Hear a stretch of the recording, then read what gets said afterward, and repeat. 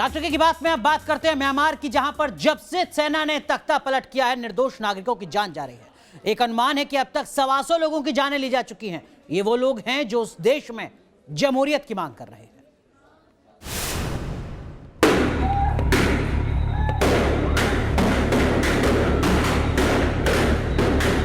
अपनी ही आवाम पर गोली बरसाते म्यांमार आर्मी के जवान।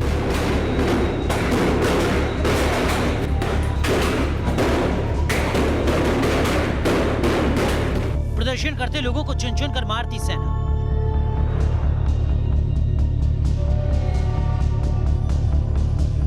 चीन के इशारे पर म्यांमार में नरसंहार का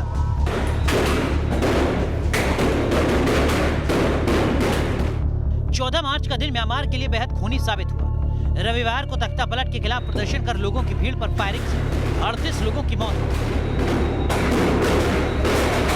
बेगुनाहों पर बरसती इन गोलियों की वजह रही यंगून इलाके में मौजूद इस चीनी फैक्ट्री में हुई आगजनी। म्यांमार में चीन के खिलाफ गुस्सा भड़क रहा है। चीन की तरफ से सरकार को दी जा रही शय के खिलाफ हैंग थाया में मौजूद इस चीनी फैक्ट्री को आग के हवाले कर दिया। आरोप लगाया जा रहा है कि इसके बाद सेना ने उन पर फायरिंग शुरू कर दी, जिसमें 22 लोगों की मौत हो गई। वहीं म्यांमार आर्मी पर देश के दूसरे शहरों में प्रदर्शन कर रहे मौत के घाट उतारने का इल्जाम है। दावा किया जा रहा है कि 1 फरवरी को हुए तख्ता पलट के बाद अब तक सेना और पुलिस की फायरिंग में 125 से ज्यादा लोगों की मौत हो चुकी है। इस आंकड़े के और बढ़ने की आशंका जताई जा रही है, क्योंकि अभी भी कई इलाके ऐसे हैं जहां शव पड़े हुए हैं और सेना ने इलाका सील किया हुआ है। यंगून में हुई फायरिंग को लेकर सेना का दावा है कि प्रदर्शनकारियों ने इलाके की 4 गारमेंट और फर्टिलाइजर फैक्ट्री में आग लगा दी थी और 2000 लोगों की भीड़ फायर ब्रिगेड को मौके पर जाने से रोक रही थी। हालात बेकाबू होने के बाद सेना को फायरिंग करनी पड़ी। म्यांमार में हुए तख्ता पलट को 1.5 महीना बीत चुका है। पूरी दुनिया और यूएन इस तख्ता पलट के खिलाफ है। सिर्फ चीन ही मिलिट्री जुंटा के समर्थन में खड़ा है। ऐसे में म्यांमार की जनता में चीन के खिलाफ गुस्सा भड़क रहा है। यंगून में फैक्ट्रियों को निशाना बनाया जाना इसी गुस्से का विस्फोट है। जी न्यूज नेशन। क्वाड बैठक में बाइडेन और पीएम मोदी की बैठक के बाद अब चीन के खिलाफ बड़े एक्शन की तैयारी हो रही है। अमेरिकी रक्षा मंत्री का भारत दौरा इसी दिशा में मील का पत्थर साबित हो सकता है।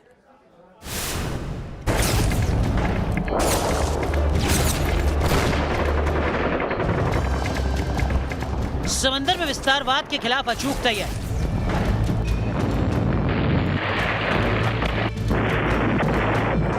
क्वाड की नौसेनाओं की मजबूत मोर्चाबंदी। अप्रैल में बंगाल की खाड़ी में दिखेगा दोस्तों का दम।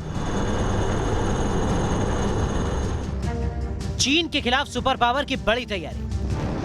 अमेरिकी नौसेना और वायुसेना के लिए 137 लॉन्ग रेंज मिसाइल खरीदने का फैसला। चीन को हद में रहने की नसीहत।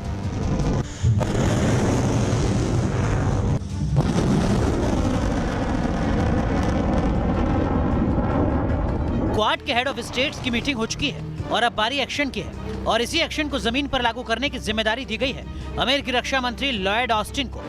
अमेरिकी रक्षा मंत्री का एशिया दौरा।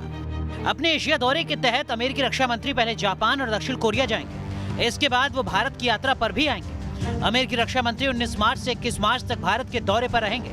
वो रक्षा मंत्री राजनाथ सिंह से तमाम सुरक्षा चुनौतियों की चर्चा करेंगे। दुनिया को चीन के विस्तारवाद से सबसे खतरा दक्षिण चीन सागर में मिल रहा है।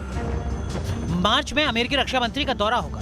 इसके बाद पूरी दुनिया की नजर बंगाल की खाड़ी पर रहेगी। 4 अप्रैल से 7 अप्रैल तक बंगाल की खाड़ी में युद्ध अभ्यास होगा। क्वाड देशों की नौसेनाएं और फ्रांस की नेवी लेगी युद्ध अभ्यास में हिस्सा।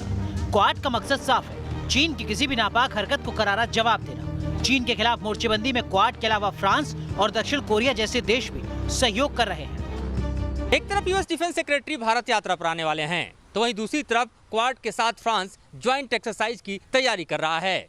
बंगाल में होने वाला युद्धाभ्यास बीजिंग को इस बात का एहसास दिला देगा कि क्वाड से टकराना न सिर्फ मुश्किल है बल्कि अब नामुमकिन होगा। वीडियो मुकेश के साथ मधुरेंद्र कुमार, न्यूज नेशन, दिल्ली। और अब बात कोरोना की, और कोरोना में सबसे पहले बात महाराष्ट्र की, जहां पर एक के बाद एक शहर के नाम जुड़ते जा रहे हैं उस लिस्ट में, जहां पर या तो लॉकडाउन लगाया जा रहा है, जनता कर्फ्यू किया जा रहा है, और अब उसी सूची में आज एक और नाम जुड़ चुका है। हालांकि सरकार का कहना है कि आने वाले वक्त में लॉकडाउन न लगाकर ज्यादा सख्ती पर जोर दिया जाएगा।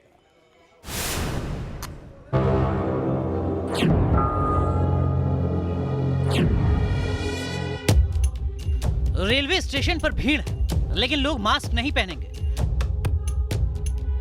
हम लोग थोड़ा निकाले, अभी निकाले, जस्ट निकाले, पानी पी रहे थे, सांस फूलती, ये सब रीजन बताते हैं वो लोग। सब्जी मंडी में पैर रखने तक की जगह नहीं, लेकिन लोग मास्क नहीं पहनेंगे। बस, ट्रेन, बाजार, हर जगह कोरोना घूम रहा है, लेकिन कोरोना से बेपरवाह लोगों की दलील सुनिए। हाँ, हमने मास्क रखा है, मास्क से कुछ नहीं होता। कितना टाइम आप मास्क पहन के रखेंगे? हमारे को कोरोना नहीं है ना। क्यों नहीं आएगा? कोरोना खत्म हुआ क्या? हाँ, खत्म हो गया। खत्म हो गया? नहीं, बहुत लोग कम लोग मत पहनते करके। लोगों की यही लापरवाही एक बार फिर कोरोना विस्फोट की वजह बन रही है। आम जनता के इसी रवैये के चलते महाराष्ट्र में एक के बाद एक शहर में तालाबंदी करनी पड़ रही है। तो अभी भी लोग कोरोना से बचने को लोग अपनी मजबूरी मानते हैं। वो ये नहीं समझते कि ये ज़रूरत है। दरअसल वो खुद बचे रहेंगे तो वो समाज के दूसरे लोगों को भी बचा पाएंगे, और इसी वजह से मास्क पहनना बेहद ज़रूरी है। नागपुर के लोगों में जागरूकता की थोड़ी बहुत जो कमी है उसको लेकर प्रशासन सख्त हुआ है। मास्क को लेकर चालान काटे जा रहे हैं। लोगों की लापरवाही से नागपुर में एक हफ्ते का लॉकडाउन लग चुका है, तो मुंबई पर भी लॉकडाउन का खतरा मंडरा रहा है। बावजूद इसके मुंबई के लोगों को इससे क्या, उन्हें तो मानो अपनी मर्जी चलानी है। मुंबई में लगातार कोरोना के बढ़ते मामलों के बावजूद लोग नियमों की अनदेखी कैसे कर रहे हैं, ये दिखाने के लिए हम आपको दादर स्टेशन के बाहर लेकर आए हैं। दादर स्टेशन के बाहर देखिए भीड़-भाड़ की ये तस्वीर आपको दिख जाएगा। यहाँ पे ना तो सोशल डिस्टेंसिंग का पालन हो रहा है और बहुत बड़ी संख्या में लोग ऐसे घूम रहे हैं जिन्होंने मास्क वगैरह कुछ पहना नहीं है। न सिर्फ महाराष्ट्र बल्कि कर्नाटक में भी कोरोना बेलगाम हो रहा है, लेकिन बेंगलुरु में लोग इतने बेफिक्र होकर घूमते नजर आ रहे हैं मानो इन्हें कोरोना छू नहीं सकता। यहाँ पे आप देख सकते हैं कोई लड़के भी यहाँ पर मौजूद है और आप देख सकते हैं किस तरह से भाग रहे हैं। दिखाना यही चाहता हूँ मैं कि लोग कहीं ना कहीं अब लापरवाह होते जा रहे हैं और अब जो है हम देख सकते हैं सामाजिक दूरी के जो नियम है उनका ख्याल नहीं रखा जाता है। मास्क नहीं पहन रहे हैं और हर एक शख्स के पास अपना अपना बहाना है मास्क नहीं पहनने को। देश में कोरोना फैलने की रफ्तार डरा रही है। ऐसे में अगर अब भी नहीं सुधरे तो वो दिन दूर नहीं जब देश में फिर लॉकडाउन लगाने की नौबत आ सकती है। Team news nation. वैसे कोरोना के मोर्चे पर मुश्किलें सिर्फ महाराष्ट्र में नहीं है। पंजाब में वायरस के नए स्ट्रेन का पता चला है। पंजाब के 8 जिलों में नाइट कर्फ्यू का ऐलान करना पड़ा है।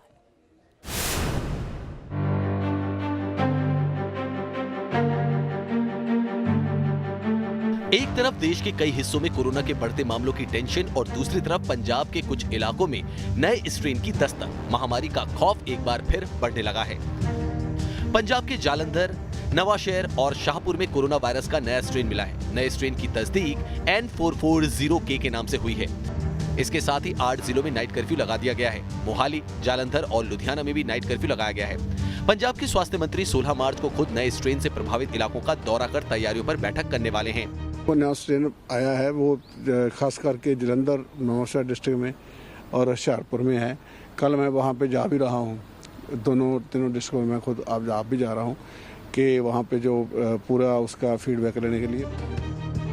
पंजाब में बीते 24 घंटे में कोरोना संक्रमण के 1500 से ज्यादा मामले सामने आ चुके हैं, जबकि 20 लोगों की मौत हुई है। हालांकि जानकारों के मुताबिक म्यूटेशन किसी भी वायरस में होना लाजमी है। ऐसे में नए स्ट्रेन से सावधान रहने की जरूरत है। वायरसेस कंटिन्यूअसली म्यूटेट करते रहते हैं। 2 तरह की प्रक्रिया है, एंटीजेनिक ड्रिफ्ट और एंटीजेनिक शिफ्ट। एंटीजेनिक ड्रिफ्ट उसको कहते हैं जब माइनर म्यूटेशंस होता है या इससे एक नए वेरिएंट का जन्म होता है। एंटीजेनिक शिफ्ट जो है वो एक मेजर म्यूटेशंस है, जिससे समझिए कि एक सब टाइप ऑफ वायरस बन जाता है। महाराष्ट्र में कोरोना के बढ़ते मामले और अब पंजाब में नए स्ट्रेन की तस्दीक होना, इन सब से जनता में पैनिक फैल रहा है। लेकिन जरूरत है सावधानी की, कोरोना गाइडलाइंस के पालन करने की। अगर जनता ऐसा करेगी तो संक्रमण से काफी हद तक बची रहेगी।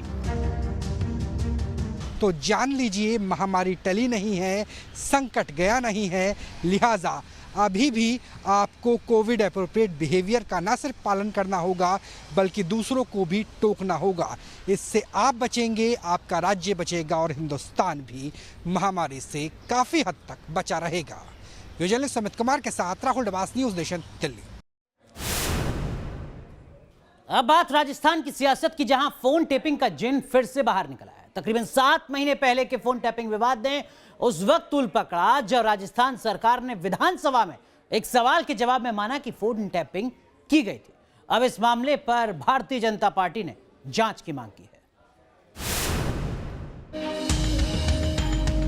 राजस्थान में फोन टैपिंग पर सियासी संग्राम, गहलोत सरकार के कबूलनामे से गरमाई सियासत। और आपने इस तरह की टैपिंग करा के लोकतंत्र की और जन अभिव्यक्ति की हत्या की है। इस नाते ये घटनाएं बड़ी शर्मनाक हैं। यह लोकतंत्र पर धब्बा है। इसलिए मैं चाहूँगा कि ऐसे फासिस्ट अशोक जी गहलोत जो वास्तव में इस तरह की जिसको स्वीकार किया है, ये सरकार के लिए शर्मनाक है और निंदनीय है। राजस्थान में 7 महीने पहले अशोक गहलोत ने अपनी सरकार तो बचा ली, लेकिन फोन टैपिंग का जिन एक बार फिर बाहर निकल आया। बीजेपी विधायक कालीचरण सर्राफ ने पिछले साल अगस्त में सरकार से सवाल पूछा था कि क्या फोन टैप किए गए थे, किस कानून के तहत और किसकी इजाजत से किए गए थे। इसका जवाब देते हुए गहलोत सरकार ने माना नियम के मुताबिक फोन टेप किए गए थे। लोगों की सुरक्षा या कानून व्यवस्था को खतरा होने पर सक्षम अधिकारी की अनुमति से फोन टेप किए गए थे। नवंबर 2020 तक फोन टेप के सभी मामलों की मुख्य सचिव की अध्यक्षता वाली समिति समीक्षा भी कर चुकी है। किसान आंदोलन से ध्यान हटाने के लिए, पेट्रोल डीजल और गैस सिलेंडर के जो भाव बढ़े उससे ध्यान हटाने के लिए फोन टैपिंग जैसे बेवजह के मुद्दे लेकर आती है, जिससे जनता का कोई सरोकार नहीं है। जनता को कोई लेना देना नहीं है किसका फोन टेप हो रहा है, किसका नहीं हो रहा है। गहलोत सरकार के इस कबूलनामे के बाद बीजेपी हमलावर हो गई है। बीजेपी ने सीएम से विधानसभा में इस पर जवाब मांगा है। राजस्थान सरकार ने ये अपराध स्वीकार किया है कि राजस्थान के विधायकों के और अन्य लोगों के टेप उन्होंने रिकॉर्ड किए हैं, मोबाइल को रिकॉर्ड किए हैं। यदि इस तरह का ये जघन्य अपराध है, जो मुख्यमंत्री बार बार लोकतंत्र को बचाने की बात करते हैं, दांडी मार्च का और गांधी बनने का ढोंग करते हैं, वो ही सबसे बड़े लोकतंत्र के हत्यारे निकले हैं। पिछले साल जुलाई में सचिन पायलट ने 19 विधायकों के साथ बगावत की थी। तब गहलोत सरकार पर विधायकों की फोन टैप करने के आरोप लगे थे। केंद्रीय मंत्री गजेंद्र सिंह शेखावत की बातचीत का एक ऑडियो तो खुद गहलोत सरकार ने जारी कर केस दर्ज किया था। बाद में सरकार ने किसी भी विधायक या मंत्री का फोन टैप करने से इनकार कर दिया था। Team news nation. गहलोत सरकार की मुश्किलें कम होने का नाम नहीं ले रही हैं। एक बार फिर राजस्थान की सियासत में फोन टेपिंग का चिन्ह बोतल से बाहर निकल गया है। पायलट गुट की बगावत के दौरान गहलोत सरकार पर पायलट गुट और भाजपा ने फोन टेपिंग के आरोप लगाए थे, मगर उस दौरान गहलोत सरकार ने आरोपों से इनकार किया था।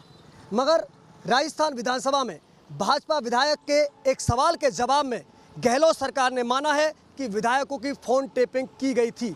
सरकार का यही इकरार सरकार की गले की हड्डी बनता हुआ नजर आ रहा है।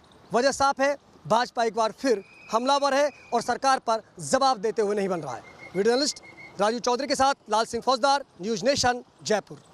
देश की बेहतरीन यूनिवर्सिटी में से एक दिल्ली यूनिवर्सिटी के प्रोफेसर आखिर क्यों उतर रहे हैं सड़क पर, दिखाते हैं आपको इस रिपोर्ट में।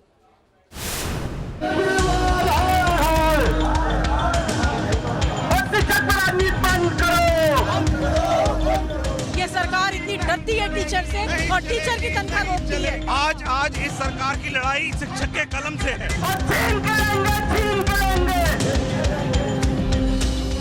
इनका काम अच्छी तालीम देकर हिंदुस्तान की नई पीढ़ी के भविष्य को संवारना है, लेकिन आज ये अपने हक के लिए सड़क पर उतरने को मजबूर हैं।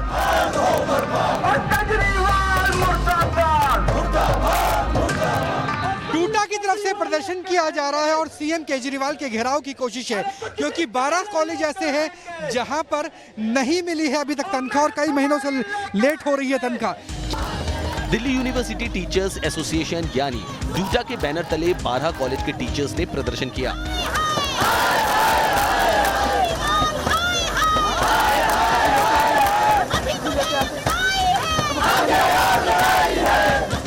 इनका आरोप है कि इन्हें पिछले 4 महीने से सैलरी नहीं मिली है। साथ ही दिल्ली सरकार पर आरोप है कि वो 12 कॉलेजों को डीयू से अलग करना चाहती है ताकि आगे चलकर प्राइवेटाइजेशन किया जा सके। अंबेडकर यूनिवर्सिटी में हमारा मर्जर हमें नहीं चाहिए। कहीं ना कहीं ये एनईपी का एक एजेंडा है जिसमें कि प्राइवेटाइजेशन की तरफ जो है एजुकेशन को ले जाने की कोशिश है। 12 कॉलेज को सबसे पहले तो इसको तोड़ा जा रहा है, इसकी क्या जरूरत है? दिल्ली सरकार हड़पना चाह रही है उन कॉलेजेस को जिनको खून पसीना करके 30-30 साल में हम लोगों ने सींच करके यहाँ तक हम लाए हैं। डीयू से केजरीवाल के घर तक हुए इस मार्च के कारण रिंग रोड पर जाम लगने से लोगों को भी परेशान होना पड़ा।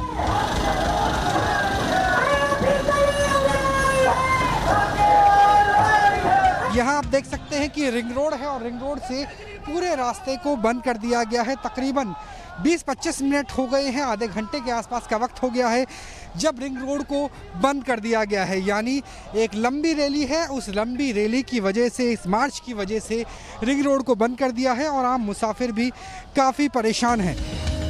डीयू के टीचर्स ने धमकी दी है कि अगर समाधान नहीं निकला तो 18 मार्च को वो उपराज्यपाल दफ्तर का घेराव करेंगे। दिल्ली से राहुल डभास के साथ टीवी न्यूज़ नेशन। अब बात एनसीटी एक्ट में हुए बदलाव से जुड़े संसद में पेश हुए एक बिल की। इस बिल को लेकर आम आदमी पार्टी ने भारतीय जनता पार्टी पर सवाल खड़े किए हैं। केंद्र सरकार बनाम राज्य सरकार एक बार फिर देखा जा रहा है।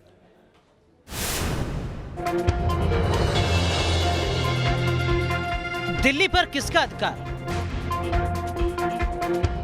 फिर केंद्र बनाम दिल्ली सरकार। एक बार फिर केंद्र और दिल्ली सरकार आमने सामने है। सवाल दिल्ली में एलजी के अधिकारों को लेकर है। एनसीटी एक्ट से जुड़े संशोधित बिल पर बवाल। संसद में संशोधन बिल पेश कर दिया गया है और इस पर दिल्ली के सीएम अरविंद केजरीवाल ने तीखी प्रतिक्रिया दी है। अरविंद केजरीवाल ने ट्वीट किया है। केजरीवाल ने लिखा है, ये बिल कहता है दिल्ली में सरकार का मतलब एलजी होगा, तो चुनी हुई सरकार क्या करेगी? सभी फाइल्स एलजी के पास जाएंगी। ये सुप्रीम कोर्ट के 4 जुलाई 2018 के फैसले के खिलाफ है, जिसमें कहा गया था कि फाइल एलजी के पास नहीं जाएंगी। चुनी हुई सरकार सब फैसले लेगी और फाइल की कॉपी एलजी को भेजी जाएंगी। भारतीय जनता पार्टी ने पिछले दरवाजे से लेफ्टिनेंट गवर्नर के जरिए इस संविधान का ये इंटरप्रिटेशन कराना शुरू किया कि एलजी सरकार है, जबकि इसमें साफ साफ लिखा हुआ है कि चुनी हुई सरकार होगी और चुनी हुई सरकार सिस्टम को चलाएगी लेफ्टिनेंट गवर्नर का एड एंड एडवाइस पे। नए संशोधनों के मुताबिक दिल्ली सरकार को विधायिका से जुड़े फैसलों पर एलजी से 15 दिन पहले मंजूरी लेनी होगी। वहीं प्रशासनिक फैसलों पर 7 दिन पहले मंजूरी लेनी पड़ेगी। इसी को लेकर दिल्ली सरकार आपत्ति जता रही है। संशोधन बिल पर दिल्ली की सियासत में बवंडर खड़ा हो चुका है। पार्लियामेंट में दिल्ली के विषय में जो बिल आया है, उस बिल की सुगबुगाहट से ही केजरीवाल जी बौखला गए हैं। उनके पाप बाहर आएंगे, जनता के सामने आएंगे, उस डर से इस प्रकार की प्रतिक्रिया कर रहे हैं। ये पहली बार नहीं है जब दिल्ली सरकार और केंद्र सरकार में ठनी हुई है। पहले भी अरविंद केजरीवाल केंद्र पर कामकाज में दखल देने का आरोप लगाते रहे।